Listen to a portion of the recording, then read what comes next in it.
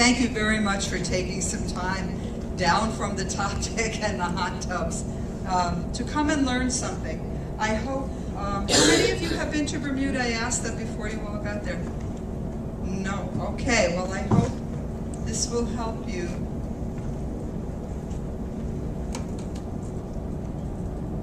We're going to try it out one more time.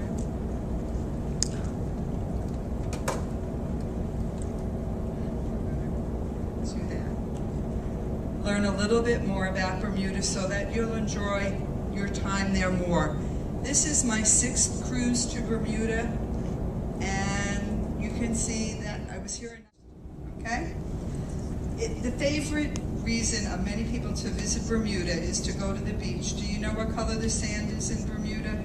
Pink. Pink. Have any of you seen it? Okay, it's not hot pink, okay? And there are some pictures that you're going to see here that have very pink sand. I think they were taken with a filter on the camera, but it does have a pinkish tint. And this is a picture of that pink sand close up. Does anybody know what makes the pink sand pink? It's a little tiny marine animal. It's the skeleton and broken pieces of shell from that. So if you look at this picture, you'll see that just the way gray hair is really white hair and colored hair mixed together, the pink sand is white and ivory sand and kind of red sand. Those are the shells and skeletons of the animal. We call sand an endangered species, but we may not see it forever because the waters off Bermuda and in the oceans generally are becoming more acidic, and that's less hospitable to those organisms. So go and see them now. When they don't exist anymore, the sand in Bermuda will be ivory. This is a postcard, and I really like it because all the green spots you see are parks. And in Bermuda, all the parks are free. I don't know if you can get this postcard anymore, but on the maps they do indicate parks. And you can see that there are parks all over. Here's the dockyard. Fort Scour Hill Park is right there, Gibbs Hill. And this, you might remember the names of some of these beaches that I mentioned before. This is South Shore Park, and South Shore Park goes right along all those beaches. So you can't walk on the beach from beach to beach because the rocks go out in the water, but you can walk along South Shore Park, and that's kind of what the trail looks like. It's high up. If you could see, let's pretend you could see down to here, you would see the buses going by. This looks secluded, but it's not, and it's easy to get to. So you can take a bus to the furthest point, say Walworth, Long Bay.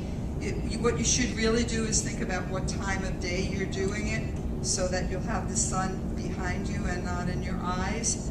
And you can start walking, and then you can take turns, just going down to beach after beach. And you can see a big beach, and you can see a little beach like that, and you can stay as long as you like. And you can use facilities at the beach that has them, and just enjoy the beach that doesn't. My own experience with this is that you will find people selling soda and sandwiches and things there. Or you can get things at the Visitors Information Center at Kings Wharf and bring them with you. If you did the whole route and stopped to swim a little bit but not spend 2 hours at one beach, it would probably take you a half day. The little oasis in Hamilton is a place called Parlaville Park. It's right in the center of town, and if you're walking from the ferry to the bus depot, you will pass it. Inside that is Perot Post Office. Mr. Perot was a botanist, and Parlaville Park was his botanical garden.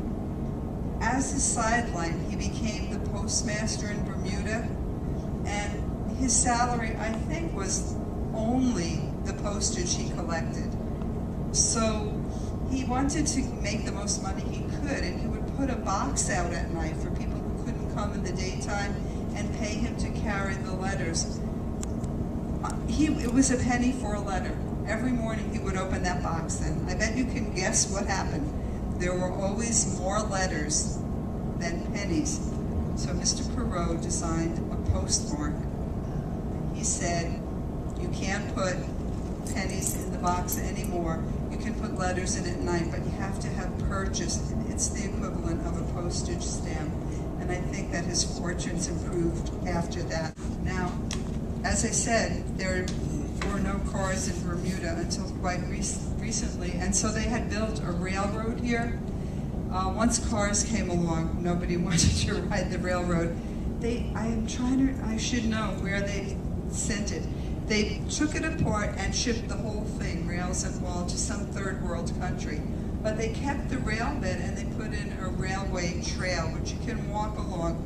And I will point out to you, it's hard to walk because it's discontinuous in a lot of areas. But this is a booklet from the Visitors Information Center, and it points out where you can go. And I know there is an excursion from the ship that's biking, I think it is, that they do part of their ride along the trail. So you can't not walk from one end of Bermuda to the other, but you can walk quite a bit. And the nice thing about rail trails is that trains at Barbara Dever don't like inclines, so it's pretty flat walking. You might be wondering about where we will be docked. In the past, cruise ships really were tied up in St. George and Hamilton, but as cruise ships got bigger, they couldn't dock in those ports. They couldn't accommodate them, and so a few years back they developed King's Wharf, and it can take the biggest ships. So what can you do while you're here? Because you're going to have bits and pieces of time. You can walk around. This is the map. You can kind of get an idea that's where the ships are, and you can see the shopping mall. This is walkable. The visitor service, you can see the British Maritime Museum. Up in the corner is Snorkel Park Beach. We'll talk about that a little bit later. The museum that is there is maritime history. There is a fee for it. And if it rains, I might go there. I really was going to go last time. It was my only trip to Bermuda that I had perfect weather every day. So you all know what I did. I snorkeled. There's always tomorrow. Enjoy the doing and enjoy the not doing. You can always have another trip to Bermuda. So do not make the great race a race that runs you ragged. Savor the moments, do what you like, do what you enjoy, and save something for tomorrow. Which reminds me that tomorrow, if you'd like to come back to Bermuda, we're going to be talking about things like that. I'm not going to tell you what it is, but if you come, you'll know. We're going to talk about eat, drink, and be merry. The aspects of Bermuda's culture, so as you journey around the island, however you journey, you'll have more things to look for and more things to appreciate. So I hope that I see some of you tomorrow, and I thank you very much for your attention today, and as I say, for giving up your sunshine. And now, if anyone has any questions, I would be happy to entertain them. Sure. Yes? Where do you get those transportation passes? You can buy the transportation passes right at King's Wharf. There's a ferry terminal there. Okay. And when you buy one, obviously they give you a map. Yes? Do you know if any of the buses or the ferries are accessible? You know, that's a good question, and I don't know. Are the buses and ferries accessible? I would think that the ferries would be, because that's generally a ramp. I just don't know, but they can tell you. I just heard recently that there is an evening festival of some sort Wednesday nights in Hamilton. Harbor Night, yes. Harbor Night. Harbor Night is in Hamilton on Front Street, which is right where the ferry will leave you on Wednesday evening. And I believe they run ferries. I think it goes from 7 to 10 or something like that. It's kind of like a street fair, but some of the things you'll hear about in the culture, like the gumbe dancers, and they have them there. Yeah. Thank you. I haven't seen it, but well, you're going to hear this from me if I see you again.